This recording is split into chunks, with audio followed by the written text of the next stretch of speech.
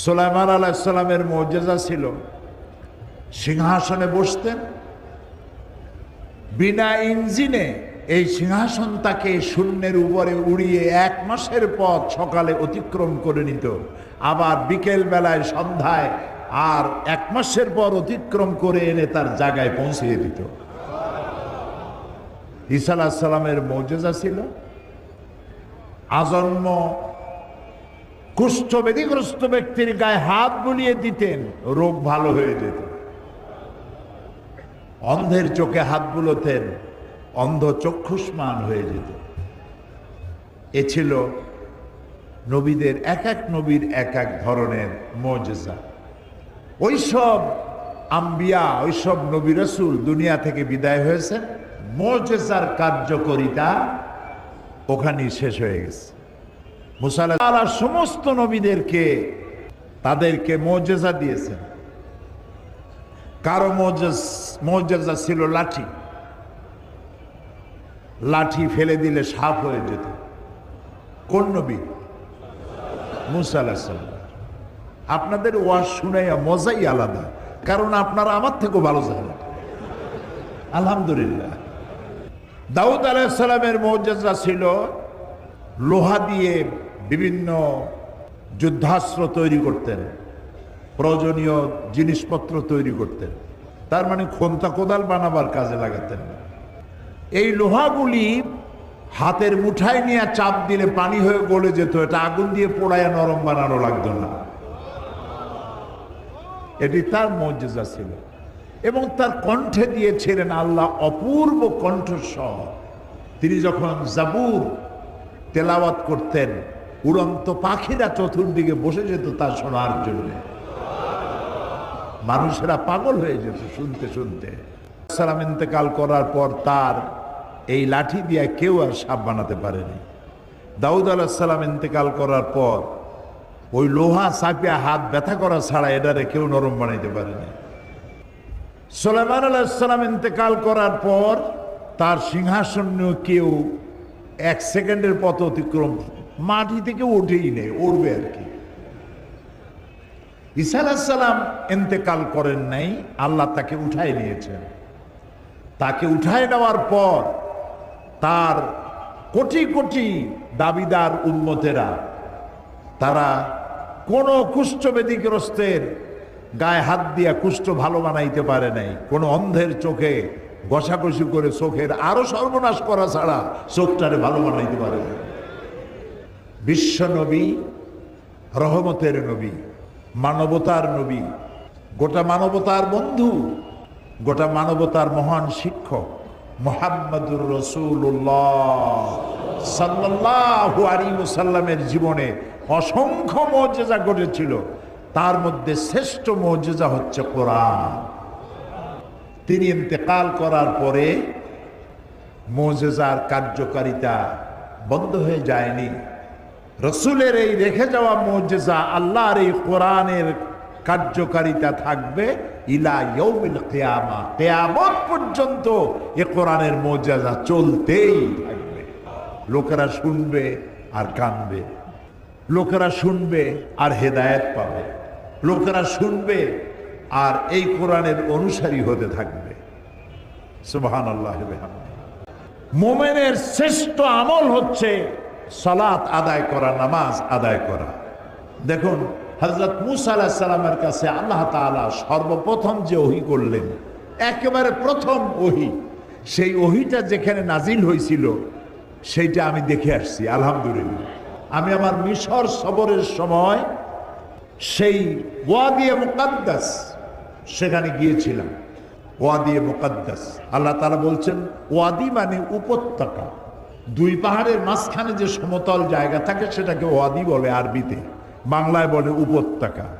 এখানে যখন মুসা আলাইহিস সালাম গিয়েছিলেন তখন আল্লাহ তাআলা বলেছিলেন ইয়া মুসা ফাখলানা আলাইক ইন্নাকা বিল ওয়াদিল মুকাদ্দাসি তুয়া, জুতা খোলো, এটা পবিত্র উপত্যকা। মুসা আলাইহিস সালাম জুতা খুলেছিলেন। আমরাও যখন নেমেছিলাম গাড়ি থেকে, অনেক আগের থেকে জুতো খুলে ফেলেছি ভয়তে। আল্লাহ মুসা আলাইহিস সালামের জুতো খুলতে বলছে।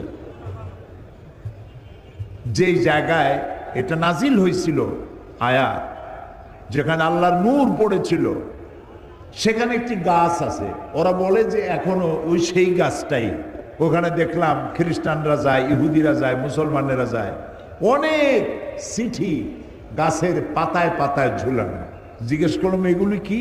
বললো যে লোকেরা আল্লাহর কাছে চিঠি লিখে তুই গেছে। মুসা আলাইহিস সালামের কাছে সর্বপ্রথম যে ওহীটা নাজিল হলো, সে ওহীটা কি ছিল?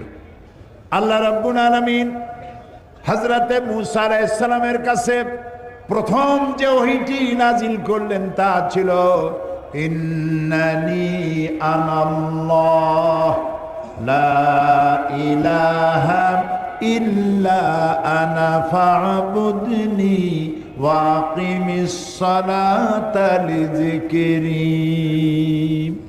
ইন্নানি আনাল্লাহ, নিশ্চয়ই আমি আল্লাহ। সুবহানাল্লাহ। মুসা আলাইহিস সালাম আগুন দেখছিলেন এবং ওই যে মাদায়েন থেকে আসছেন, সাথে বউ আছে, বাচ্চা আছে, পথ হারায় ফেলেছেন, অন্ধকার, দেখছেন দূরে আলো, তো মনে করেছেন ওটা আগুন। তিনি বলেছিলেন যে তোমরা অপেক্ষা করো, আমি ওখানে যাই দেখি ওখান থেকে আগুন আনতে পারে নাকি, অথবা এই আলোর দিয়ে আমি কোনো পথও পেয়ে যেতে পারি অন্ধকারের মধ্যে।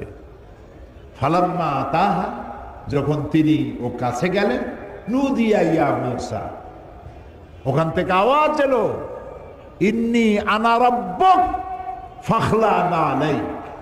ও মূসা, এটা আগুন টাগুন কিছু না, আমি তোমার রব, জুতা খুলেই ময়দানে আসো, আমি তোমার আল্লাহ। সুবহানাল্লাহ।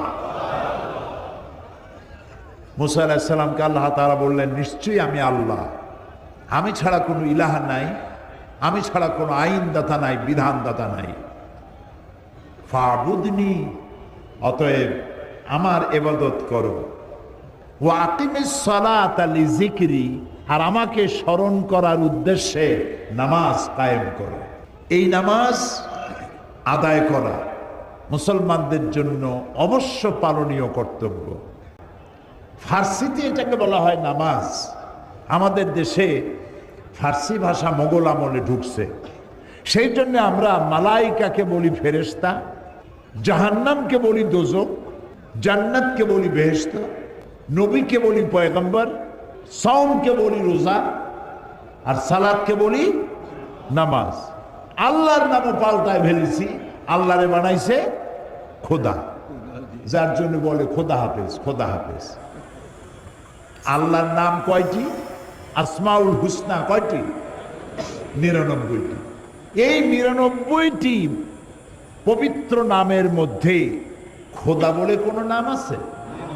বিশ্বাস করুন, বিশ্বাস করুন। আপনি যদি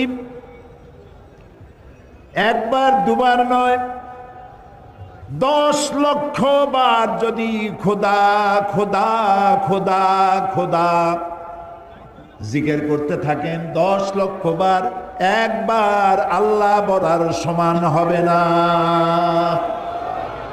কারণ খোদা আল্লাহর কোনো নাম নয়। এই জন্য আজ থেকে এই পরিভাষার পরিবর্তন করুন। আপনার সন্তানকে বিদায় দেওয়ার সময় বলুন আল্লাহ হাফেজ। খোদা হাফেজের পরিবর্তে আমরা আজ থেকে কি বলবো? আল্লাহ হাফেজ। আল্লাহ বলেছেন সালাত, এটাকে আমরা নামাজ বানাইছি। চেষ্টা করুন সালাত বলা, চেষ্টা করুন আস্তে আস্তে পরিভাষাগুলি পরিবর্তন হোক। আমরা কোরআনের পরিভাষা যদি বলি সওয়াব হবে, আমরা যদি রোজা না বলে সাওম বলি সওয়াব হবে। এইভাবে প্রত্যেকটি ইসলামী পরিভাষা, কোরআনের পরিভাষা ব্যবহার করলে আমাদের সওয়াব হবে বেশি। সেদিকে আমরা যেন লক্ষ্য রাখি। সালাত হচ্ছে ঈমানের সর্বাগ্রগণ্য দাবি। একজন মানুষ যখন ঈমান আনে, ধরেন এখন একজন অমুসলিম ইসলাম কবুল করলো, তার প্রথম কাজ কি? সালাত আদায় করা, নামাজ। আপনি দেখবেন হিন্দু মহিলারা মাথায় ঘোমটা দিয়ে চলে, সিঁথিতে সিঁদুর লাগায়, শাখা পরে, খুব শালীন মর্যাদার সাথে চলে। বাংলাদেশে মুসলমানরা তো পর্দা করেই, পর্দা করে না, তাদের সংখ্যা কম। মসজিদে লোক ধরে না, মসজিদগুলো ভরে যায়, মাহফিলের মাঠে লোক ধরে না। পৃথিবীতে কোথায় পাবেন এত সুন্দর দেশ?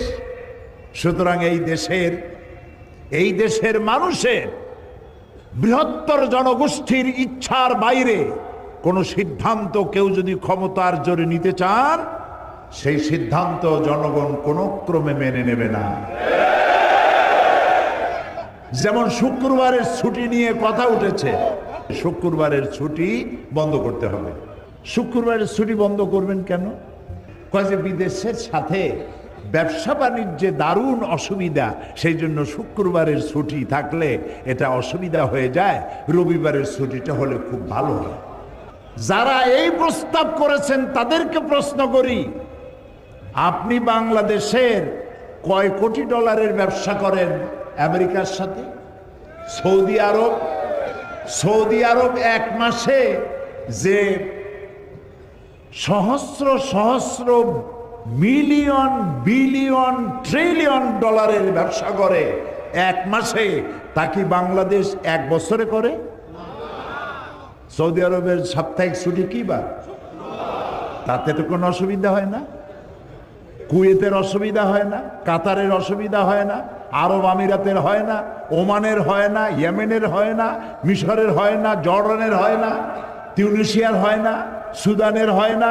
পৃথিবীতে অর্ধশত মুসলিম দেশের সাপ্তাহিক ছুটির দিন শুক্রবার, তাতে তো কারো কোনো অসুবিধা হয় না। আপনারা 3-4 জন বামপন্থীরা মিলিয়া সুখ ঠেকে শুক্রবারের পবিত্র দিনে সমস্ত অফিসারেরা চায় নির্ঝঞ্ঝাট উজু করে গোসল করে মসজিদে গিয়া ইমামের দুটো কথা শুনতে চায়। প্রত্যেকটি অভিভাবক চায় তার বাচ্চা নিয়ে মসজিদে যাবে আর বাচ্চাকে ইমামের কথা শোনাবে। সেজন্য গোসল করা, উজু করা, আতর মাখা, ভালো জামা কাপড় পরে ঈদের মতো আনন্দ করতে করতে লোকেরা শুক্রবার দিন মসজিদে যায়। যারা মসজিদ কখনো চোখে দেখেন না, সে বামরা মসজিদের মজা বুঝবেন কি? কাজেই যারা ক্ষমতায় আছেন তারা বৃহত্তর জনগোষ্ঠীর মন মানসিকতা, চিন্তা চেতনার প্রতি শ্রদ্ধা জানাবেন, তাহলেই কল্যাণ হবে। 2 নম্বরের কথাটা বলেই তাফসিরে ঢুকবো ইনশাআল্লাহ। 2 নম্বরের কথা যেটা বলতে চাই গুরুত্বপূর্ণ, সেটি হলো মাদ্রাসা ছাত্রদের কথা। মাদ্রাসায় যে ছেলেরা পড়ে, এই ছেলেপেলেগুলি পরীক্ষায় জরিপে জানা গেছে মাদ্রাসার ছাত্ররা পরীক্ষায় পাশ করে সব থেকে বেশি, পাশের হার তাদের বেশি। কারণ এখানে কোরআন হাদিস পড়ানো হয়, ওর কলজার মধ্যে ভয় সব সময়। সে আল্লাহকে চিনেছে, রসুলকে চিনেছে। আপনারা বদনাম করেন, জঙ্গিবাদ, বোমা তৈরি হয়, এই তৈরি হয়, সেই তৈরি হয়, এইসব হাবিজাবি বলেন, কিন্তু পরীক্ষায় তো ওরাই বেশি পাস করে। আপনার বদনাম করা সত্ত্বেও এগুলি তারা করে না। আমাদের সে কওমি মাদ্রাসাগুলি, এই সমস্ত কওমি মাদ্রাসা গভর্নমেন্টের টাকা দিয়া তৈরি হয় নাই। এই জনগণের মুরগির ডিম বিক্রি করা, কদু বিক্রি করা পয়সা দিয়া কওমি মাদ্রাসা তৈরি হয়েছে। আমার এই সোনার মাটির তলায় দিনাজপুরের বড় পুকুরিয়ায় রয়েছে এশিয়া মহাদেশের সর্বশ্রেষ্ঠ উন্নত মানের কয়লার খনি। আর ভূতত্ত্ববিদরা বলেছেন কয়লার খনির তলাই থাকে ডায়মন্ডের খনি। এগুলো আমরা না জানলেও শকুনরা টের পাইছে আগেই। শকুন চেনেন তো? সিলেটে কি বলে শকুন? যাক, এটাও মিল আছে। শকুনের নজর পড়েছে। এরপরে বঙ্গোপসাগরের ভিতরে 250 নটিক্যাল মাইল, যেটা বাংলাদেশের অংশে, এর ভিতরে রয়েছে পেট্রোল। এটাকে তালাশ করে খুঁজে নিতে চায় থাইল্যান্ড, চায় বার্মা, চায় আমার প্রতিবেশী বন্ধু দেশ। আমার পোর্ট তার দরকার, আমার সমুদ্র সীমা তার দরকার, আমার জমিনের উপর থেকে তার করিডোর দরকার, অনেক কিছু দরকার। দরকারের ফিরিস্তিটা এখন অনেক লম্বা। আরো চাই, আরো চাই, চাওয়ার কোনো শেষ নাই।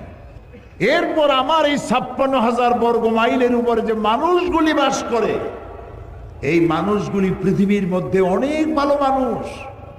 15 কোটি মানুষ বাস করে জমিনে, যে মানুষগুলি খুবই ভালো, দারুণ পরিশ্রমী, অল্পতে তুষ্ট, বেশি চায় না, অল্পে তুষ্ট। মোটা কাপড়, মোটা ভাত, চুরি ডাকাতি থেকে বাঁচতে চায়, আরামে থাকতে চায়, এইটুক চায়, এর বেশি নারীতেও চায় না, পুরুষেও চায় না। আর এর থেকেও বড় কোয়ালিটি, বাংলাদেশের মানুষ সব থেকে বেশি ধর্মপ্রাণ। চাই সে হিন্দু হোক, মুসলমান হোক, বৌদ্ধ হোক, প্রত্যেক জাতির মানুষগুলি দারুণ ধর্মপ্রাণ। এই কোরআন নাজিল হয়েছে গোটা মানব গোষ্ঠীর জন্য, এবং এটি একটি আজীব মুজিজা। কোরআন হচ্ছে পৃথিবীর সব থেকে বড় মুজিজা, এর থেকে বড় মুজিজা আর নাই। এখন আমাদের বাংলাদেশের জাতীয় পার্লামেন্টে অধিবেশন চলছে, আজ শুক্রবার, শনিবার বন্ধ। ওই পার্লামেন্টে আমরা 2 ভাই ছিলাম। ওটাও একটা পার্লামেন্ট, এটাও একটা পার্লামেন্ট।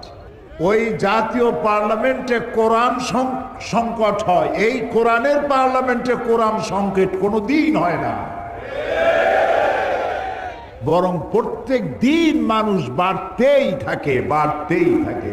সুবহানাল্লাহ। ওখানে কত কথাবার্তা হয়, কত ফাউল কথাও হয়, এখানে কোনো ফাউল কথা হয় না। এখানে সব কথা হয়, আমার রবের কথা হয়, আমার রবের বন্ধুর কথা বলা হয়, মুহাম্মাদুর রাসূলুল্লাহ সাল্লাল্লাহু আলাইহি ওয়াসাল্লামের কথা বলা হয়। এটি কোরআনের পার্লামেন্ট। সুবহানাল্লাহ। যেখান থেকে আমরা আমাদের জীবনের সঠিক সন্ধান খুঁজে নিতে পারি। ওখানের সিদ্ধান্তে ভুল হতে পারে, এখানের সিদ্ধান্তে কোনো ভুল হতে পারে না, কখনোই পারে না। কারণ এ সংবিধান, ওখানেও একটা সংবিধান আছে, এখানেও একটা সংবিধান আছে। ওই সংবিধান মানুষের তৈরি, আর এই সংবিধান আমার রবের তৈরি। গালফ অফ ডিফারেন্স, আকাশ আর জমিনের পার্থক্য।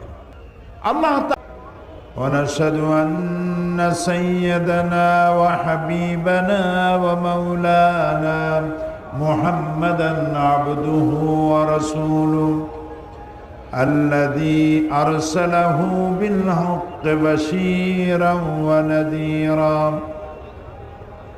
وداعيا إلى الله بإذنه وسراجا منيرا فقد قال الله تعالى في كلامه المجيد وفرقانه الحميد أعوذ بالله من الشيطان الرجيم بسم الله الرحمن الرحيم إن الله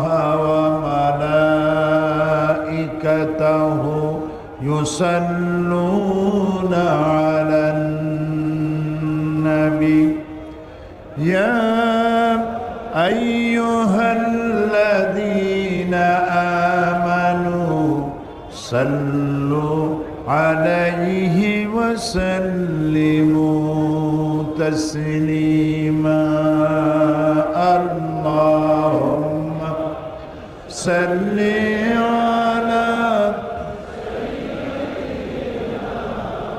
مولانا محمد وعلى آل سيدنا مولانا محمد জোরে সোরে মহব্বতের সাথে সবাই পড়েন আল্লাহুম্মা সাল্লি আলা সাইয়্যিদিনা মাওলানা মুহাম্মদ ওয়া আলা আলি সাইয়্যিদিনা মাওলানা মুহাম্মদ বালাগাল উলা বিকামালিহি কাশাফাদ-দুজা বিজামালিহি হাসুনাত জামিউ খিসালিহি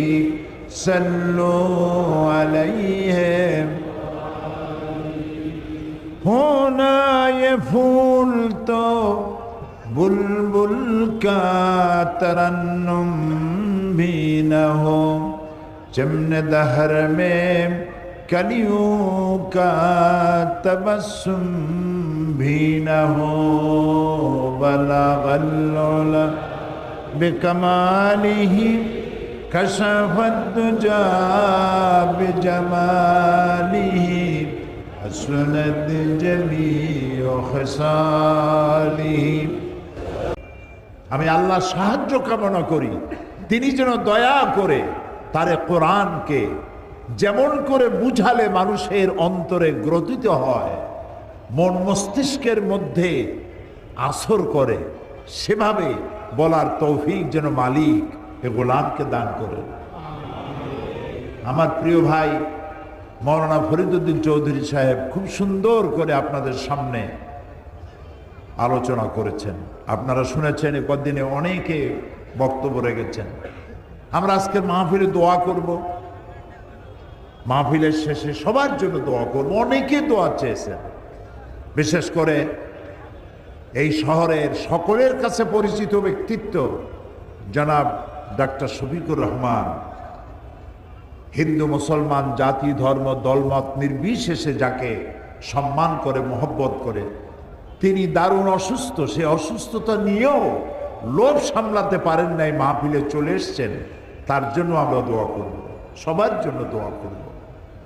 দোয়া করব আমার প্রাণপ্রিয় সিলেটবাসীর জন্য। একটু আগে আমি এখানে বেরোবার আগে জাপান থেকে টেলিফোন এসছে, সিলেটের মাহফিল সম্পর্কে জানতে চেয়েছে। জাপান থেকে, লন্ডন থেকে আগের থেকে ছুটি নিয়ে চলে এসছে এই মাহফিলটার খবর পাওয়ার সাথে সাথে আগাম ছুটি নিয়ে প্রবাসী লন্ডনের কিছু লোকও চলে আসছে। ওই যে আপনারা এখানে একটু নড়াচড়া করে ক্যামেরা নিয়ে আপনারা অস্থির হন, অস্থির হবেন না। এই দৃশ্যগুলি ধারণ করে এটা আপনি দেখে উপভোগ করছেন। আপনার ভাই লন্ডনে আছে, আপনার ভগ্নিপতি, আপনার ছেলে, আপনার বাবা লন্ডনে আছে, মা আছে। ওদেরও তো সিলেটের এই পবিত্র দৃশ্য দেখে কলিজা ঠান্ডা হওয়া দরকার। আরও একটু কথা আমি বলে নিতে চাই তাফসিরে প্রবেশ করার আগে। অনেক সাংবাদিক আসছেন, তো তারা যদি খবরটা আগে পৌঁছায় দিতে পারে আমার বক্তব্যের জিস্টটা, তাহলে পত্রিকায় আসতে পারে। আর সাংবাদিক ভাইরা অনেক ভালো, তাদেরকে সম্মান করতে হয়, অনেক কষ্ট করে তারা সংবাদ সংগ্রহ করে। ছোট্ট একটা গানের মজলিস হলেও পত্রিকার প্রথম পৃষ্ঠায় আসে। এত বড় মাহফিল সিলেটে সচরাচর প্রত্যেক দিন হয়, প্রত্যেক মাসে হয়, বছরেও কিরকম একটা হয়। রাস্তাঘাট ভরে গেছে, আপনার পত্রিকা একটা লাইন দিতে পারেন না। আপনারও তো পরকালে কিছু সওয়াবের কাম আছে। তবে স্থানীয় সাংবাদিকদের এটা দোষ না, ওনারা পাঠান হয়তো, কিন্তু পত্রিকার মালিকের পলিসি নাই কোরআনকে হাইলাইট করা যাবে না। তো কোরআনকে যারা হাইলাইট করতে চাইবে না, আল্লাহ তাদেরকে হাইলাইট জিন্দিগিতেও করবেন না, দুনিয়ায় না আখেরাতে। কপাল পড়ো, এইগুলো কি কপাল পড়ো। আল্লাহ তাদের প্রতি রহম করুন। আমরা দোয়াই করি, বদদোয়া করবো না, দোয়াই করি। প্রিয় ভাই সব, আমরা যে দেশটিতে বাস করি এ দেশটি বড় ভালো দেশ। মক্কা মদিনার পরে আমার কাছে সব থেকে প্রিয় দেশ, আমার প্রিয় জন্মভূমি, 56,000 বর্গ মাইলের দেশ বাংলাদেশ। নাম কি? এরকম আসতে বললেন, মহব্বতের সাথে জোরে বলেন। এদেশে শীত কম, গ্রীষ্ম কম। এই দেশের মাটির উপরে রয়েছে অসংখ্য বৃক্ষ সম্পদ, অগণিত বৃক্ষরাজি। এর হাওড় বাওড় বিল খাল নদীতে রয়েছে মৎস্য সম্পদ, মাঠে মাঠে বিচরণ করছে অসংখ্য পশু সম্পদ, অভাব নেই।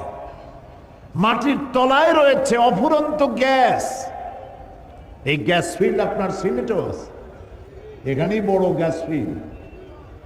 বিশেষজ্ঞরা বলেছেন এই বাংলাদেশের মাটির তলায় যে গ্যাস মজুদ আছে, সমস্ত বাংলাদেশিরা যদি প্রত্যেক বাড়িতে বাড়িতে তা গ্রহণ করে 100 বছরেও ফুরাবে না। একজনও বলেছে চোরেরা চুরি করতে করতে যখন আর চুরি করতে পারে না, বুড়ো বয়সে একটা মাদ্রাসা করে। আহারে, তার বাপ মা এত সুন্দর নাম রাখলো, আর লোকটা কামটা করলো কি? এই ছাত্রদেরকে যারা পরীক্ষায় সব থেকে ভালো করে, ঢাকা বিশ্ববিদ্যালয়ের 7টা বিভাগে তাদেরকে ভর্তি হতে দেবে না এই বামের। দুর্ভাগ্যজনক ভাবে ওই বামদের একজনই এখন তাদের শীর্ষে বসে আছে ঢাকা বিশ্ববিদ্যালয়। মাদ্রাসার ছাত্ররা হাইকোর্টে রিট পিটিশন করলো, হাইকোর্ট বলল এটি অন্যায়, মাদ্রাসার ছাত্রদেরকে ভর্তি করতে হবে। হাইকোর্ট কর্তৃপক্ষ, ঢাকা বিশ্ববিদ্যালয়ের কর্তৃপক্ষ এটা মানতে পারল না, তারা আবার সুপ্রিম কোর্ট করলো। সুপ্রিম কোর্ট হাইকোর্টের রায়কে বহাল করে দিয়ে বলল মাদ্রাসার ছাত্রদেরকে ভর্তি করো। কিন্তু বাম সাহেবরা ওনারা এখনো পর্যন্ত প্রতিবন্ধকতার সৃষ্টি করে রেখেছেন। 7টি গুরুত্বপূর্ণ বিভাগে মাদ্রাসার ছাত্রদেরকে তারা ভর্তি করবেন না। আমি স্পষ্ট ভাষায় বলতে চাই, মাদ্রাসার ছাত্ররা বিশ্ববিদ্যালয়ের কাছে করুণা ভিক্ষা চায় না, যোগ্যতার ভিত্তিতেই তারা পরীক্ষা দিবে। পরীক্ষায় যদি অন্য ছেলেরা পাশ করে আর মাদ্রাসার ছেলে যদি ফেল করে, আমি বলবো না তাকে নেওয়ার জন্য, কিন্তু মাদ্রাসার ছাত্ররা যদি পরীক্ষায় উত্তীর্ণ হয় তাকে ঢাকা বিশ্ববিদ্যালয়ে ভর্তি করতে হবে হবে হবে।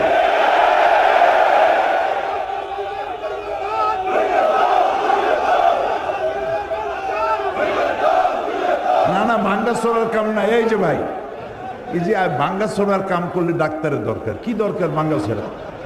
আমরা দাবি জানাবো, আইন মেনে দাবি জানাবো। সরকার যেন 2-4টি বামের কথা শুনে বৃহত্তর জনগোষ্ঠী কলিজায় যেন আঘাত না লাগান, তাহলে অনেক কিছু বুমেরাং হয়ে যেতে পারে। সেই জন্য আমি অনুরোধ জানাবো, এই 2টি কথা শুক্রবারের ছুটি বন্ধ করার ব্যর্থ চেষ্টা করবেন না। আর মাদ্রাসা ছাত্রদেরকে ঢাকা বিশ্ববিদ্যালয়ের 7টি বিভাগে ভর্তি করার সুযোগ দিন। এই ছেলেরা পাশ করে বিসিএস পরীক্ষা দিয়ে যখন প্রশাসনে ঢুকবে, প্রশাসন দুর্নীতি মুক্ত করার জন্য পুলিশ লাগবে না, এমনি ভালো হয়ে যাবে। এখন আসেন আমাদের চিরকাঙ্ক্ষিত তাফসীরের আলোচনায় চলে যায়। যা বললাম এগুলি দেশ এবং জাতির স্বার্থে, ঠিক না ভাই? তো আলোচনার শুরুতে শয়তানের ওয়াসওয়াসা থেকে পানাহ চেয়ে নিতে হবে। আসুন আমরা পানাহ চাই। আগে পড়েন, আউযু বিল্লাহি মিনাশ শাইতানির রাজীম, বিসমিল্লাহির রাহমানির রাহিম। বিতাড়িত মরদুদ শয়তানের ওয়াসওয়াসা থেকে আল্লাহর কাছে পানাহ চাই। পরম করুণাময় আল্লাহ রাব্বুল আলামিনের নামে শুরু করছি। আত-তাইবুনাল আবিদুনাল হামিদুনাস সাইহুনার রাকিউন الراكعون الساجدون الآمرون بالمعروف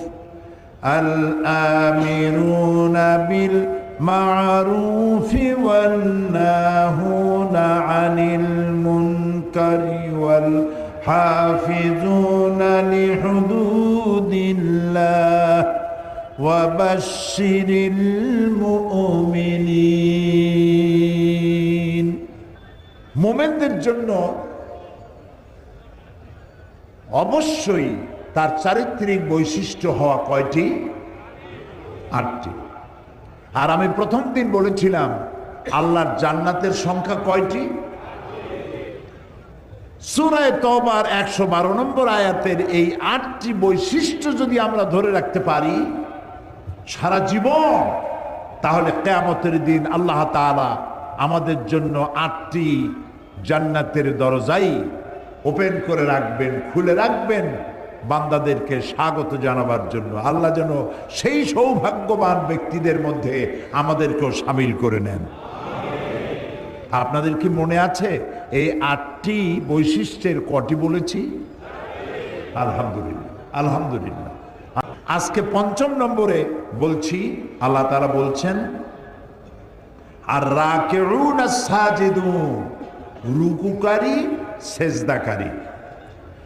রুকুকারী সেজদাকারী মুমিনের 5ম বৈশিষ্ট্য, অর্থাৎ সালাত আদায়কারী, সালাত আদায়কারী।